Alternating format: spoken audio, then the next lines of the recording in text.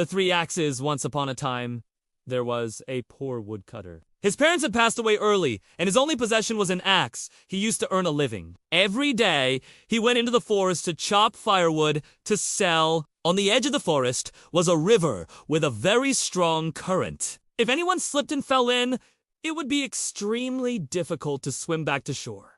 One day, while he was chopping wood near the fast-flowing river, the handle of his axe broke after a few swings, and the axe head flew into the water. Because the current was so strong, even though he knew how to swim, the woodcutter couldn't go into the river to search for his axe head. He sat sadly for a long time until a fairy appeared and asked him why he was crying. The young man told him about his axe, and the fairy promised to help him retrieve it from the bottom of the river. The first time, the fairy pulled up a shiny gold axe, but the honest woodcutter said it was not his. The second time, the fairy pulled up a silver axe, and the young man shook his head again, saying his axe was made of iron. On the third try, the fairy emerged from the river holding an iron axe. Seeing that it was his own axe head, the woodcutter cried out with joy. The fairy praised the young man for being honest and not greedy. He then gave the woodcutter both the gold and silver axes before disappearing. At that moment, the woodcutter realized he had just been helped by a fairy. Moral of the story: